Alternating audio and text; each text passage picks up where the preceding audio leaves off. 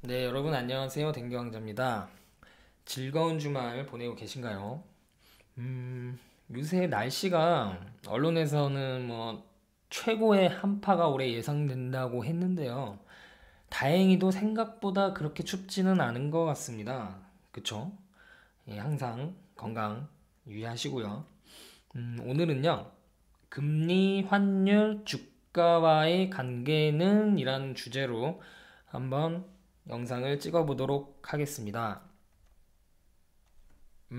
금리.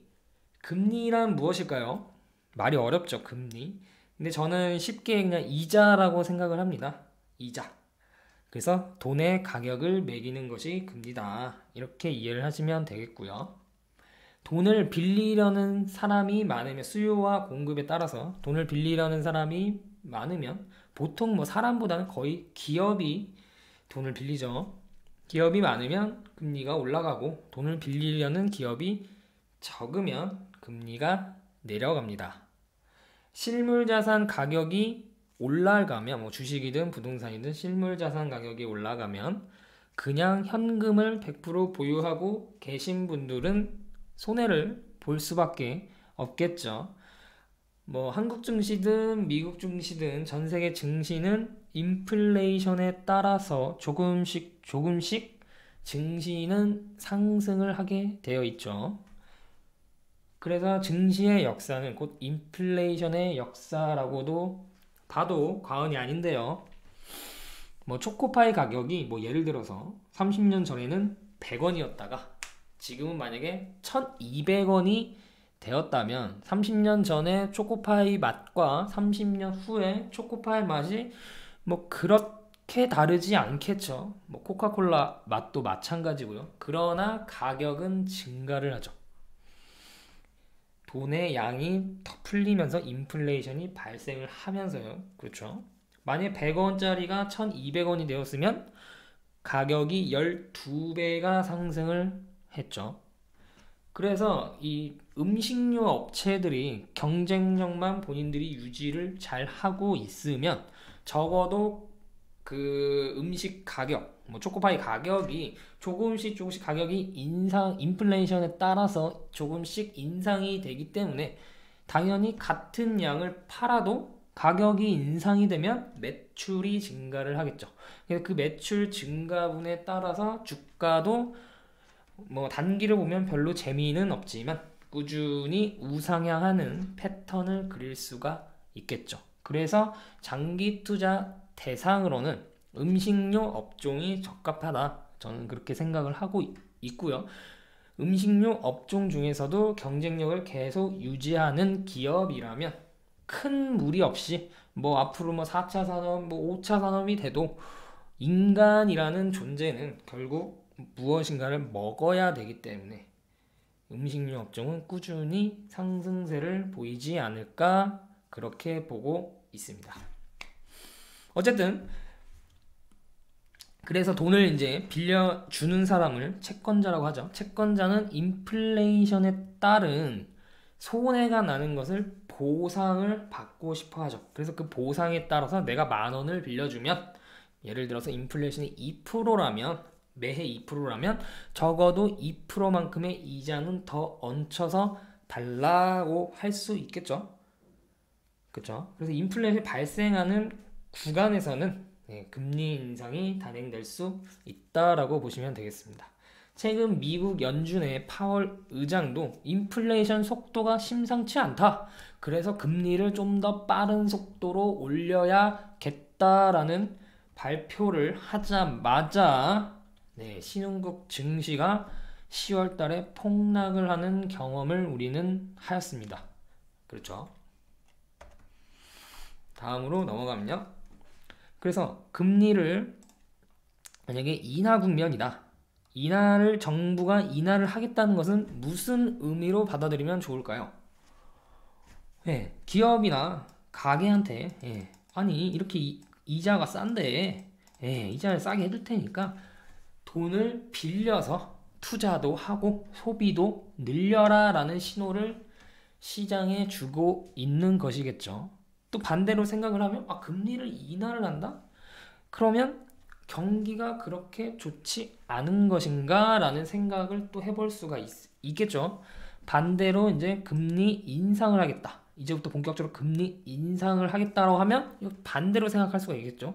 아, 이제부터 뭔가 경기가 좋아지는 신호를 봤으니까 금리를 인상하는 게 아니겠느냐라고 생각을 할 수가 있고요. 그런데 결국에는 속도죠, 속도. 예. 그 속도가 너무 빠르면 시장에 큰 충격을 주게 되겠죠. 어쨌든 보통 금리 인상 초기에는 투자가 활발해질 수도 있습니다. 왜냐? 앞으로 금리가 인상이 되는데 시간을 더 끌면 더 비싼 이자를 쳐서 대출을 받아야 되는데 그 전에 미리 대출을 받는 게 좋지 않을까라는 생각을 기업들이 할 수가 있겠죠. 만약에 설비 투자가 예정되어 있는 기업이라면요. 그렇죠? 그래서 이제 본격적으로 금리 인상이 스타트가 됐다라고 가정을 하면 결국 돈이라는 것은 계속해서 이동을 하게 되는데 결국 돈이 좋아오는 곳은 이자를 잘 쳐주는 곳으로 이동을 할 수밖에 없겠죠. 따라서 이제 금리 인상 국면에는 이자를 잘 쳐주는 은행 쪽으로 돈이 이동할 수 있다라는 말도 있죠. 네, 이것도 맞는 말이죠. 그래서 시장에서 이렇게 돌아다니는 유동성이 줄어드는 게 아니냐라는 그 우려감이 발생할 수 있겠습니다. 그래서 시장의 돈이 은행으로 이동할 가능성이 높아진다.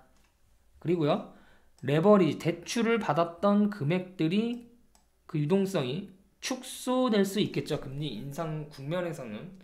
예, 왜냐면 최대한 빠른 시간에 금리가 인상하기 전에 대출 상환을 하는 게 더 본인한테는 유리하겠죠. 따라서 이 시장의 유동성이 그런 돈들이 대출이 상환이 되면서 시장 유동성이 줄어들 가능성이 높아질 수 있다. 그렇게 보시면 되겠습니다. 그리고 2018년 한국 주식시장의 거래량을 보시면요, 뭐 거의 최소 거래량이 되었습니다. 상당히 거래량이 없었습니다. 그래서 한가하다라는 표현이 있었거든요. 그래서 거래량이, 유동성이죠. 거래량이 이렇게 최소가 되면 주가가 올라갈 수 있는 모멘텀은 별로 없다고 보는 게 맞겠죠. 그리고 반대로요, 이제 금리 상승 구간이 되면요, 채권 가격은 반대로 하락을 합니다. 따라서 채권에 투자하는 투자자들이 이럴 거면 차라리 주식 투자를 하는 게 더 낫지 않을까 하는 생각으로 주식에 대한 그 거래량, 유동성이 좀 더 증가할 수 있는 여지는 있겠죠. 따라서요, 제로금리 상태에서는 금리를 인상하면 과연 금리가 높아지는 것일까? 그런 생각을 해볼 수 있겠죠. 지금 뭐 이자를 안 쳐준다는 거, 0%, 제로금리, 마이너스 금리도 있지만 0% 지금 서서히 0.25%씩 미국이 올리고 있죠. 0%에서 쭉쭉쭉. 근데 한 번에 0.25%를 올리면 10번을 올려도 2.5%죠. 그죠? 20번을 올려도 4%죠. 네. 한 분기에 최소 한 번밖에 못 올린다고 가정을 하면요. 네. 그래서 20번을 올리려면 몇 분기가 필요한 거죠? 네. 4, 5년은 필요하네요. 네. 1년에 4분기니까요. 네. 그래서 5년 동안 한 번도 쉬지 않고 계속 올려도 4%인데, 그러면 이 4%만 따졌을 때 금리가 4%다. 그러면 이거는 고금리일까요? 저금리일까요? 물론 어떤 조건, 어떤 관점에 따라 보냐에 따라서 좀 달라지겠지만 그렇게 고금리다라는 생각은 들지 않죠. 그래서 저는 지금의 이 금리 인상기가 금리 상승기라기보다는 물론 인상을 하고 있지만 미국이요, 정상화되고 있는 과정이 아닐까. 100년 만에 한번 올까 말까한 2008년도 금융위기 이후 10년이라는 세월 동안 이제 드디어 조금 금리가 정상화되는 수준이 과정이 아닐까, 그렇게 이제 저는 생각을 하고 있습니다.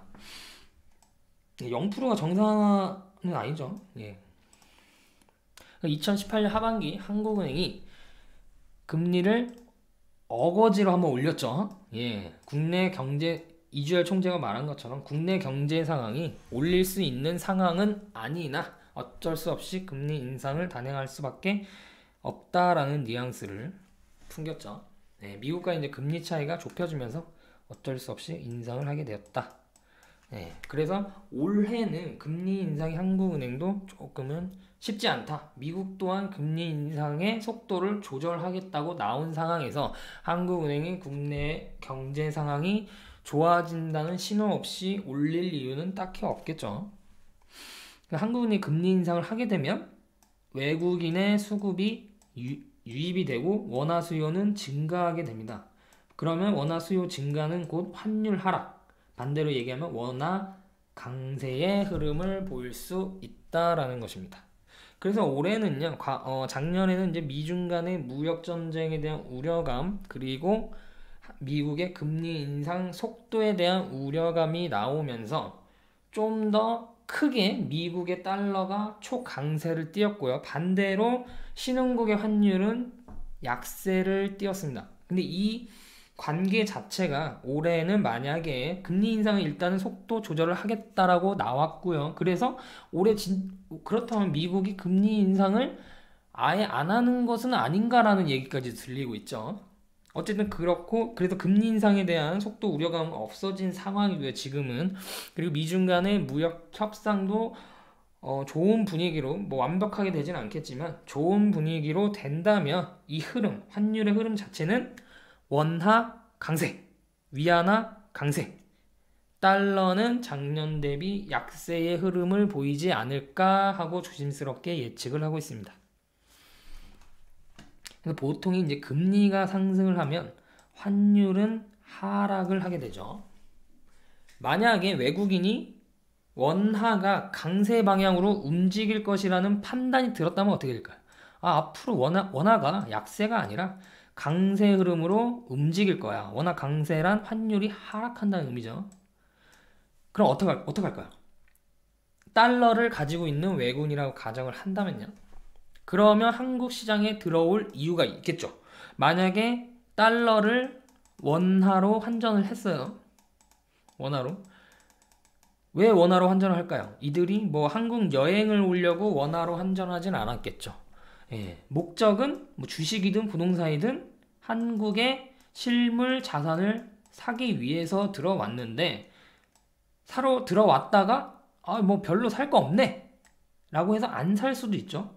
그리고 이제 원화로만 환전을 했는데 만약에 원화가 강세 방향으로만 움직인다면 환차익이 그냥 발생을 하죠. 환차익이. 예, 따라서 주식을 사지 않고도 이득을 보고 다음번에 다시 달러로 바꿀 수가 있겠죠. 예.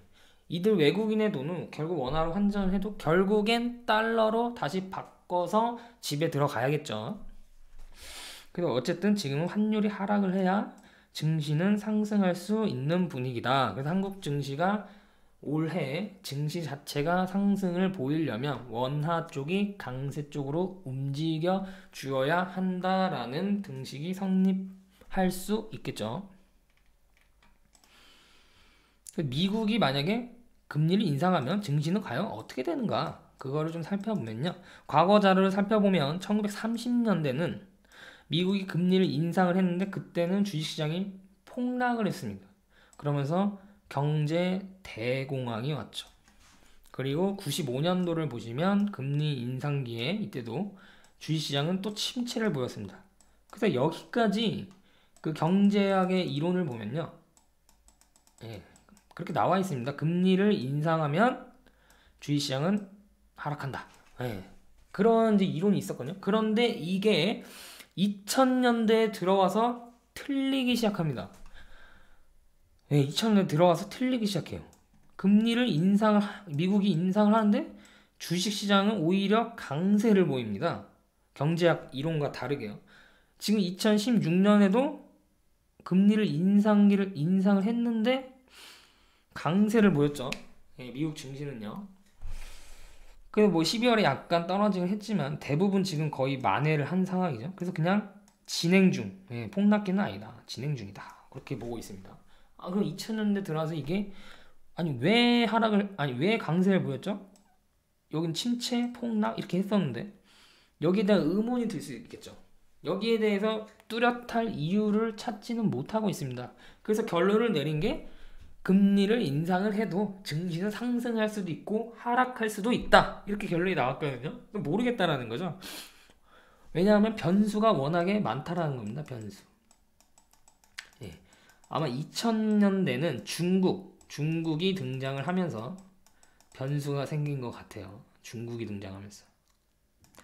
그리고 이제 금리 인상 자체가 중요하다기보다는 그때 시황에 따라서 금리를 타이밍에 잘 맞게 조절을 하느냐 안 하느냐도 증시에 영향을 더 많이 미치는 듯 합니다. 자, 이제 금리와 이런 증시의 대세 상승기 이게 과연 연관이 있을까? 이것도 한번 살펴보도록 하겠습니다. 보통 이제 설비 투자 사이클이 있는데요. 이 사이클을 보통 20년 대략입니다. 대략 20년으로 보는데요. 그 이유가 이제 설비를 들어오면요. 네, 새 거죠. 새 거. 그래서 설비를 왕창 돌립니다.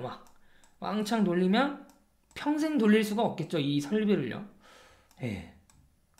대략 20년쯤 되면 이제 못 쓴다고 합니다. 노후화 돼가지고. 그럼 이 못 쓰는 설비를 교체를 해줘야겠죠. 기업 입장에서는요. 예, 이 설비를 교체를 해줘야 돼요.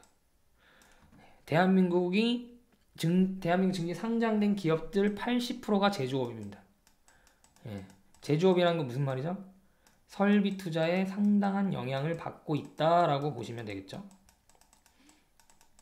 그럼 기업 입장에서는 언제 설비 투자를 하는 게 좋을까요? 언제 설비 투자를 하는 게 좋을까요? 첫째, 경기가 좋아진다는 확신이 들 경우. 네, 그쵸? 두 번째는, 네, 금리가 이왕이면 낮은 게 좋겠죠. 네, 왜냐하면 이게 설비 투자를 본인들이 갖고 있는 현금으로 몰빵을 할 수 있는 것은 아니지 않습니까? 결국 대출을 해야 되는데, 금리와 연관이 있다. 첫 번째는 경기와 연관이 있다. 따라서 경기가 좋아질 것 같다는 판단, 그 다음에 금리가 최대한 싸게 본인들이 설비 투자를 진행할 수 있겠다라는 판단이 들면 그동안 노후화된 설비를 교체해 줄 수 있는 수요가 발생할 수 있겠죠. 예. 2005년부터 이제 2007년, 어떤 분은 이제 2011년으로 보는 분들도 계시고요.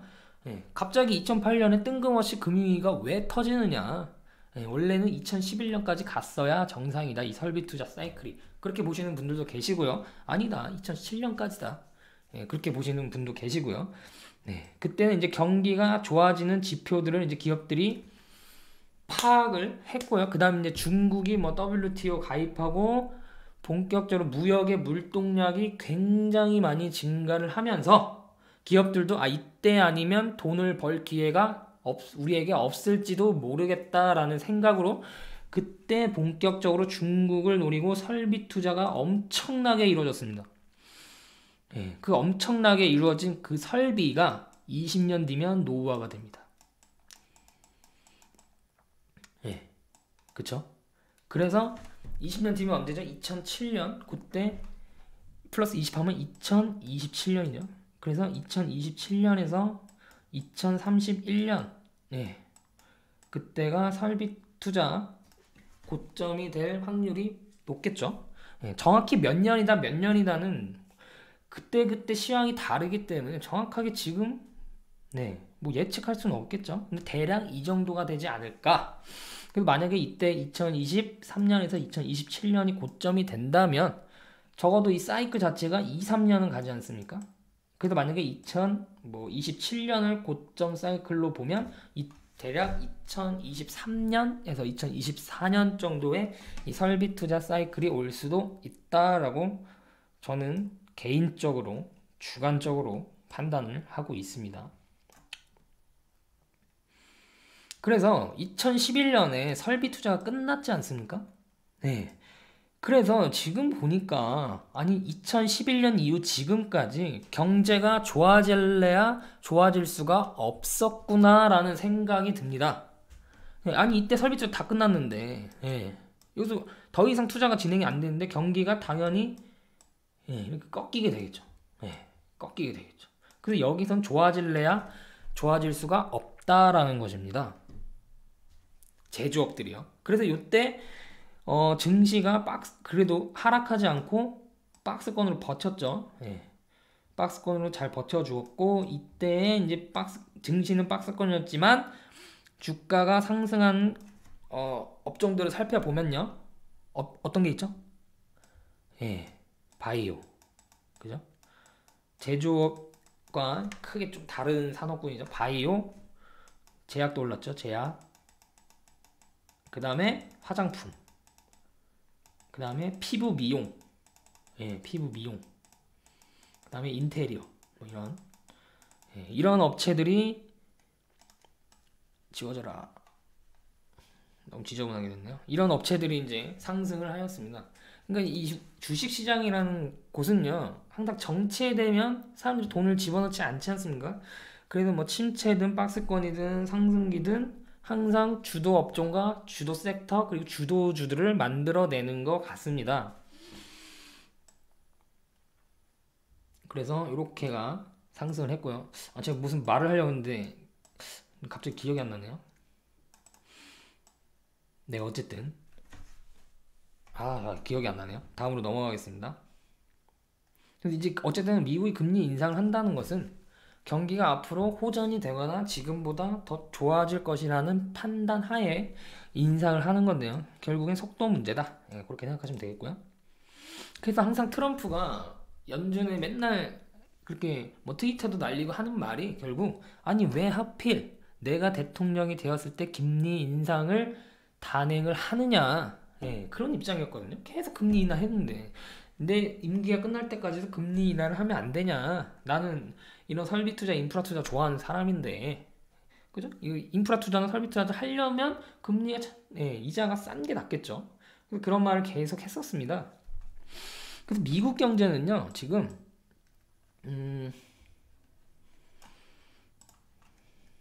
오바마 때부터 트럼프까지 예, 전 세계의 중국을 비롯한 신흥국은요 2011년에 설비 투자 끝났는데 오히려 미국은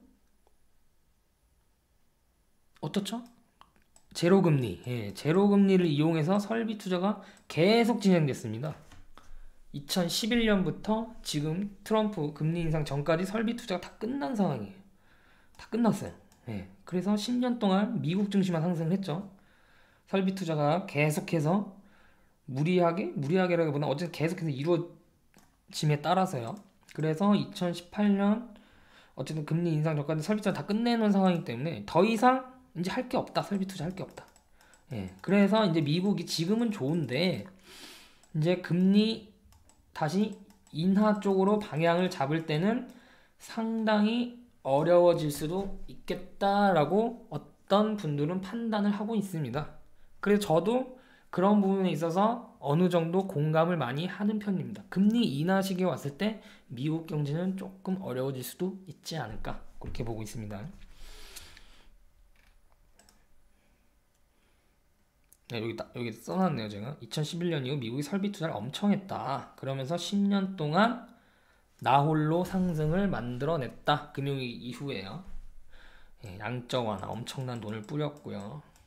그래서 기업들이 저금리, 쩔이 완전 그냥 노금리라고 해야 되나요? 노금리를 통해서 예, 엄청난 신규 투자와 설비가 이루어졌다. 그렇게 보시면 되겠고요. 싫어한다. 예. 그래서 10년 동안 했기 때문에 더 이상 투자할 게 없다. 예, 없다. 그래서 아까 금리가 3, 4%가 되려면 4년인가 5년을 계속 금리 인상을 해야 된다고 했죠. 그래서 2016년부터 금리 인상을 했나요, 미국이? 근데 이게 분기마다 계속 인상할 수는 없겠죠. 그래서 조금 텀을 둔다면 보통 금리 인상이 2021년, 20년이나 2021년쯤에는 마무리가 되지 않을까. 또 그렇게 보고 있거든요. 근데 이게 또 만약에 22년, 2023년부터 신흥국은 또 설비 투자 사이클 진행이 되죠. 20년 사이클로 보시면. 그래서 금리 인상이 종료되는 그 시점과 맞물려서 이렇게 흐름이 이어지지 않을까. 또 그렇게 또 큰 그림을 그리고 있습니다. 그래서 그때가 글로벌 경기의 변곡점이 되지 않을까. 그런 생각을 하고 있습니다. 변곡점.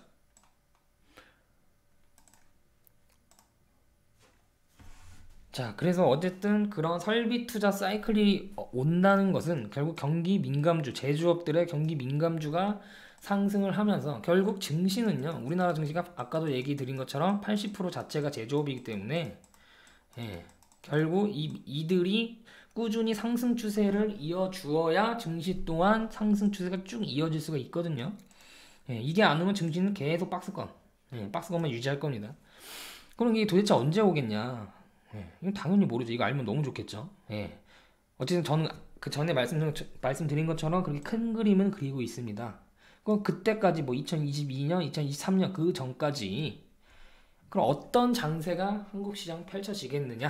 그렇게 보시면 4차 산업 장세가 계속 이어질 것이라고 저는 보고 있습니다.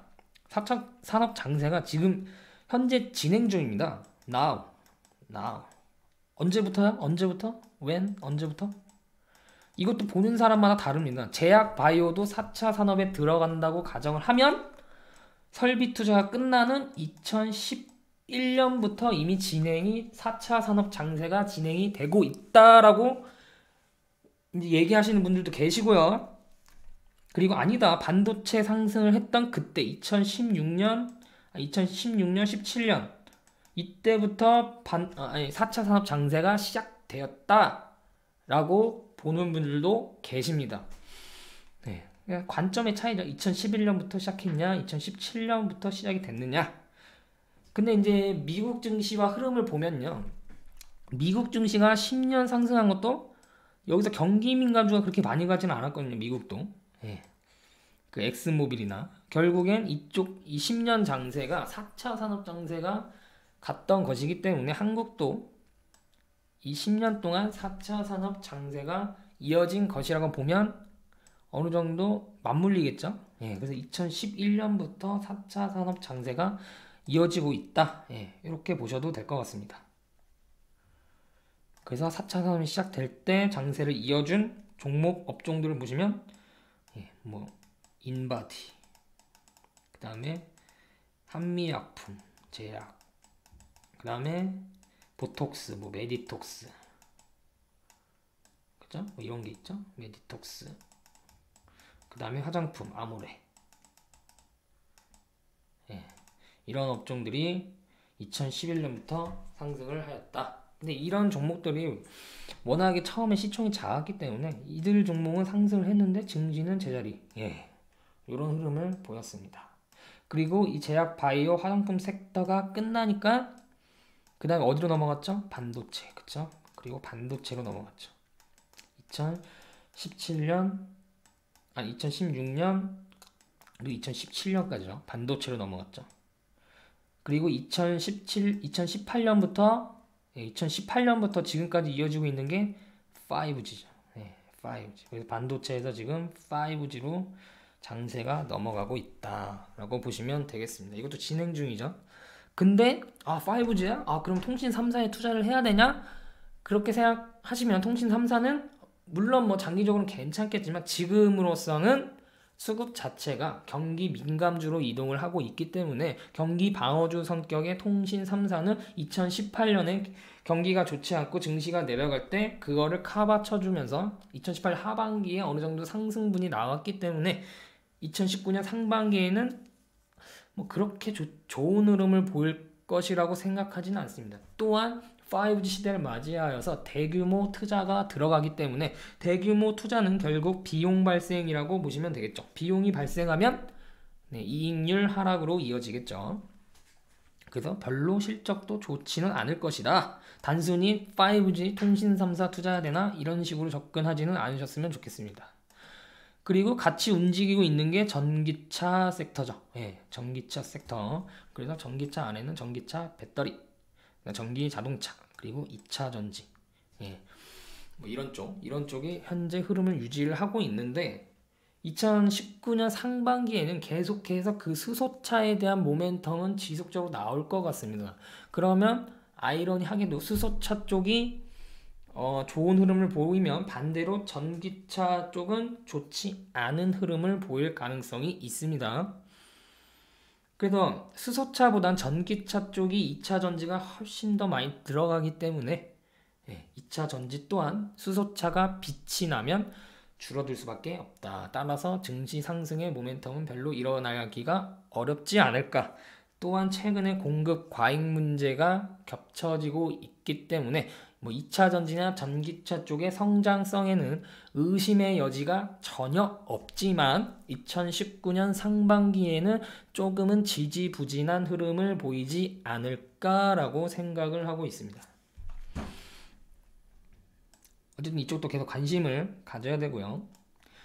이렇게 두 섹터가 수소차를 포함해서 두 섹터가 이제 움직이고 있고 그 다음엔 과연 어떤 섹터가 움직일 것이냐를 미리 생각을 좀 해보면요. 근데 이제 5G가 되고 이렇게 해야 통신 기술이 되라 이제 스마트 팩토리든 스마트 시티든 스마트 홈이든 스마트 카든 이 5G가요 단순히 스마트폰으로 영화 드라마를 빨리 다운받기 위해서 5G 시대가 열리는 것이 아니라 5G 시대가 열려야 되는 이유는 바로 이것 때문이죠. 이거 하려고 스마트 팩토리, 스마트 시티, 스마트 홈, 스마트 카 이거 하려고 5G 시대가 열리고 있다라고 보시면 되겠죠.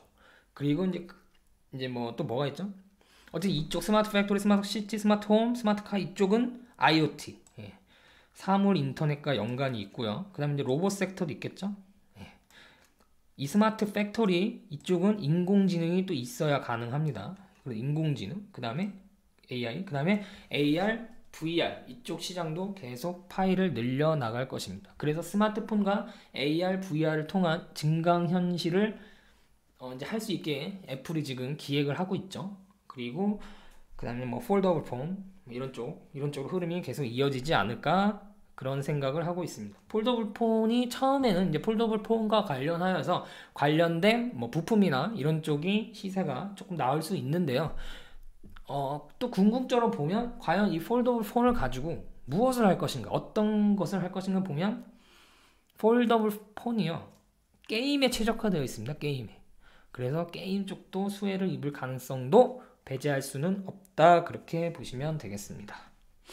그래서 이 장세 반도체, 5G, 전기차, 스마트 팩토리, 시티, 홈, 스마트카 이게 다 끝나야 대세 상승이 오지 않을까. 경기 민감주 중심. 지금은 경기 민감주들이 워낙 많이 하락을 했기 때문에 반등을 빠르게 치고 무역 협상에 대한 기대감으로 인해 빠르게 치고 나가고 있기는 하지만 대세 상승으로 가기엔 지금은 쉽지 않다. 그렇게 보고 있고요. 이 4차 산업의 장세가 끝나야 그 다음이 대세 상승장이 오지 않을까. 그렇게 또 기대를 저는 해보고 있습니다. 또 시간이 많이 갔네요. 빨리빨리 또 해보도록 하겠습니다. 그래서 이게 대략 2022년에서 2023년까지는 이어지지 않을까. 그 전에는 4차 산업에 투자를 하고 그 이후에는 경기 민감주에 본격적으로 조선, 해운 이런 거 있죠. 민감주에 본격적으로 여기서 돈을 벌어서 4차 산업에서 돈을 벌어서 경기 민감주로 투자하면 좋지 않을까. 저는 이제 그렇게 계획을 짜고 있고요. 그래서 그쯤 되면요, 미국이요, 이제 금리 인상해서 금리 인하 카드를 쓸 수 있는 시기가 되지 않을까. 일단 큰 그림은 그렇게 보고는 있습니다. 근데 그때까지 세상이 어떻게 변할지는 저도 알 수가 없기 때문에 일단 그림을 잡아놓고 그때 시장을 조금 확인하면서 전략을 이어 나갈 수 있는 그렇게 하려고 하고 있고요. 그래서 이 인하 카드 사이클이 20년과도 거의 엇비슷한 타이밍, 2021년, 22년이 될 수 있고, 23년이 될 수 있고, 그건 정확히 저도 지금 모르겠습니다. 어쨌든 그 시기와 맞물리는 타이밍이 된다. 그렇게 보고 있습니다. 그래서 금리 인상기에는 이자가 비싸기 때문에 투자를 미루었던 설비 투자, 그 노쇠화된 설비 투자를 새롭게 해야 되는 기업들이 금리 인상기가 끝나는 시점에 본격적으로 투자에 나설 수도 있다. 그렇게 보시면 되겠습니다. 그렇죠? 그리고 이제 미래학 책을 보면요, 2020년 이후 아시아의 시대가 온다는 말이 있죠. 저는 중국이 아무리 열심히 노력을 해도 결국 글로벌 1등은 미국이 될 것이다 라고 생각을 하고 있습니다. 그러나 과거처럼 미국이 잘 돼서 그 경기 흐름이 신흥국까지 이어지는 약간 그런 시대는 이제 끝났다라고 봐요. 따라서 미국이 좋다고 신흥국이 좋은 것도 아니고, 신흥국이 좋다고 미국이 좋아지는 것도 아니고, 조금 달리 경제가 커플링이 끝나고 달리 경제가 움직일 수도 있겠다라는 생각이 들어요. 그래서 아시아의 신흥국이 엄청 상승을 보여도 미국 주가는 생각보다 그때는 안 갈 가능성이 높다고 생각을 합니다. 어쨌든 아시아 시대가 오면 신흥국의 증시도 훨씬 더 날개를 달 수 있겠죠. 네, 아시아의 시대에 한번 기대를 해보자고요. 그래도 그때도 글로벌 1등은 미국이 될 것이다. 그렇게 보고 있습니다. 자, 이제는 금리 말고 환율과 주가와의 관계를 보도록 하겠습니다. 원달러 환율이 상승을 했다는 건 무슨 의미일까요? 원달러 환율이 상승을 했다. 경제기사에 이런 얘기가 나오면 원화 가치가 떨어졌구나. 원화의 구매력이 약화됐구나.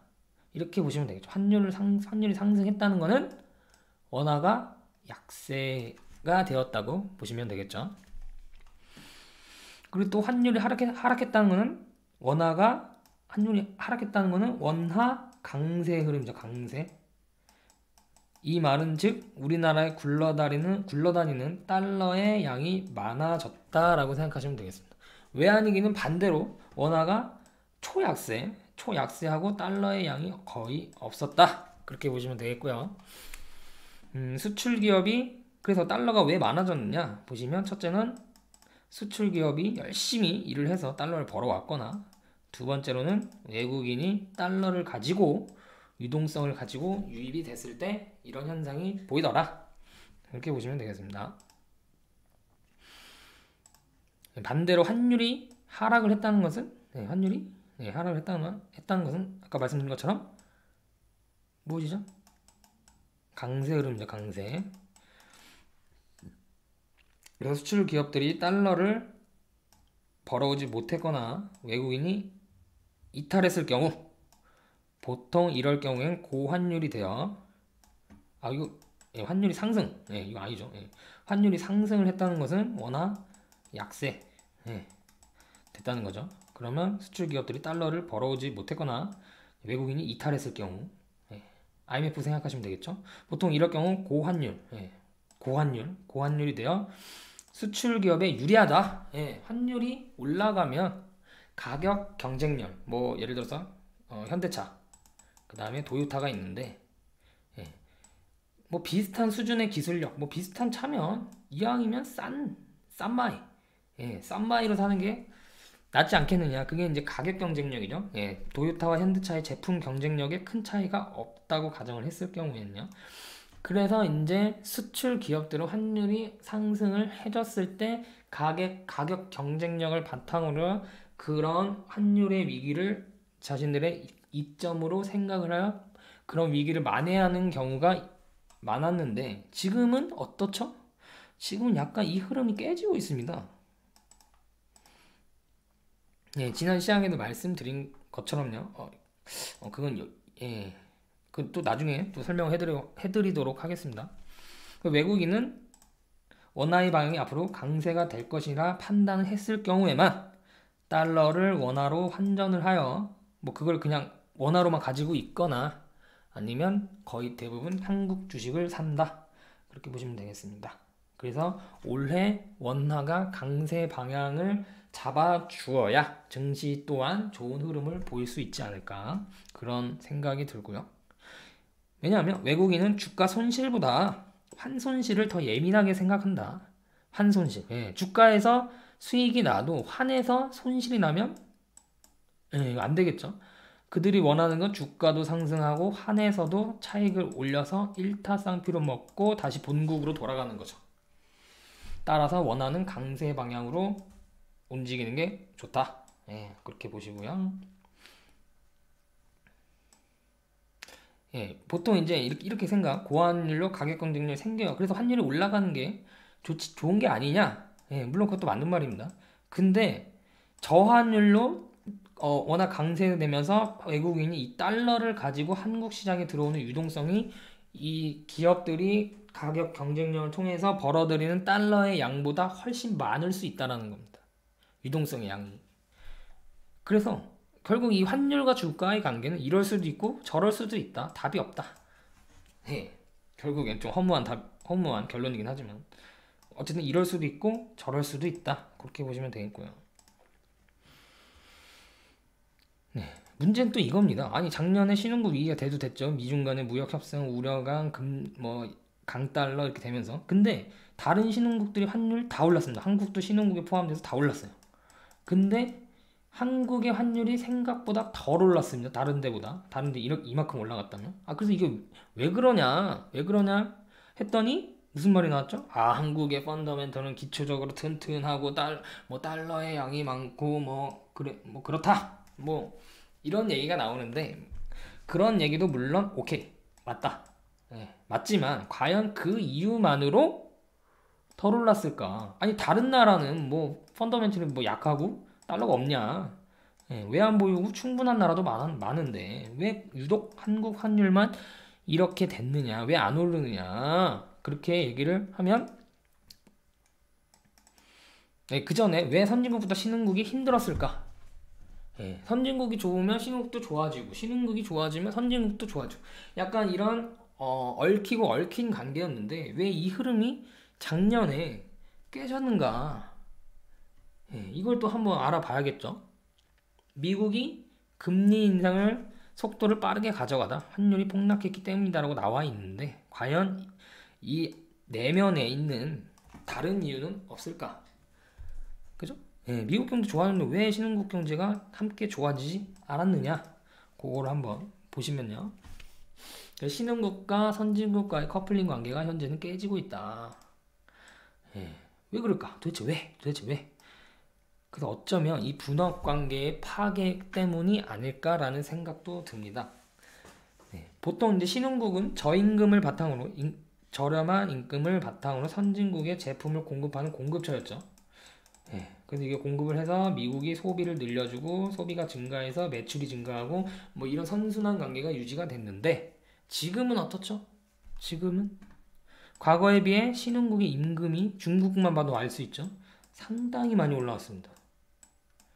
상당히 많이 올라. 이건 무슨 말이죠?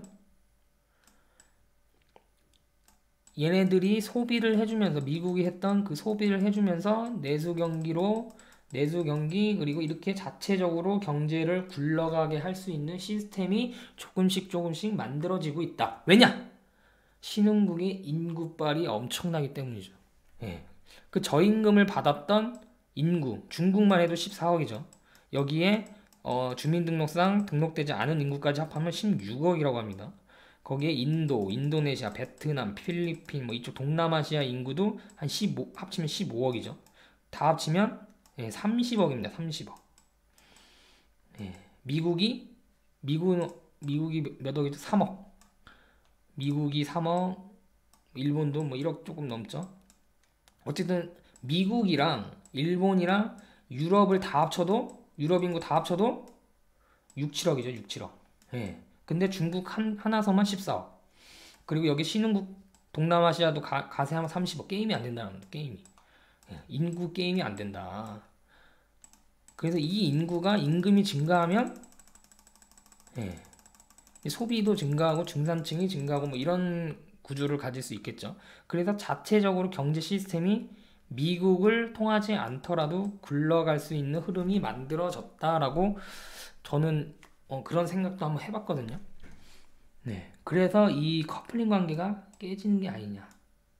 따라서 앞으로도 미국이 좋다고 신흥국이 좋은 보장도 없고 신흥국이 좋다고 미국이 좋을 보장도 없어지고 있는 21세기 경제 흐름으로 가고 있다. 경제학 책에 나오지 않는 흐름으로 가고 있다.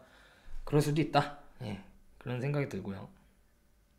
그래서 지금 이제는 앞으로는 유일하게 저임금이 남아있는 곳은 북한 경제밖에 남지 않겠느냐.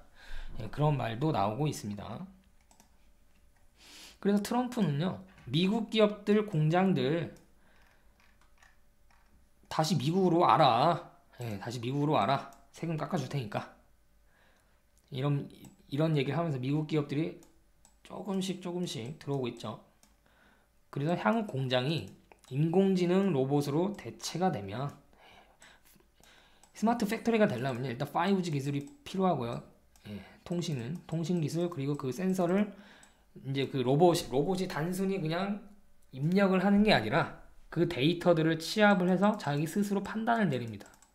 그래서 이 공장들이 다 반장들이 있죠, 반장들. 그래서 이 반장의 역할을 인공지능 로봇이 스스로 할 수 있게끔 그렇게 만드는 게 이제 그냥 뭐 인간을 단순히 기계로 뭐 바꾼다고 스마트 팩토리가 아니라 생각하는 로봇이 공장을 스스로 돌아가게끔 만드는 것이 스마트 팩토리의 중심 메시지다. 예, 그렇게 보시면 되겠고요. 어쨌든 이제 스마트 팩토리로 되면 결국 저임금이라는 게 크게 의미가 없어지죠. 예. 그렇게 되면 단순히 베트남 뭐 이쪽이 저임금이라고 가는 게 아니라 미국이든 베트남이든 중국이든 한국이든 어떤 정부에서 가장 세금을 깎아주느냐, 우리는 세금 깎아주는 곳으로 가겠다. 예, 이렇게 갈 수도 있는 거죠. 지금 굉장히 많이 한 것 같은데 일단 이거는 1부, 2부로 나눠서 해야 될 것 같습니다. 네, 2부에서는 나머지 PPT 남은 부분 하겠고요. 그리고 2부에서 1부에서 했던 내용들을 조금 더 정리해보는 시간을 가지도록 하겠습니다. 네, 그러면 남은 주말도 편안한 주말 되시고요. 저는 또 다음에 뵙도록 하겠습니다. 감사합니다.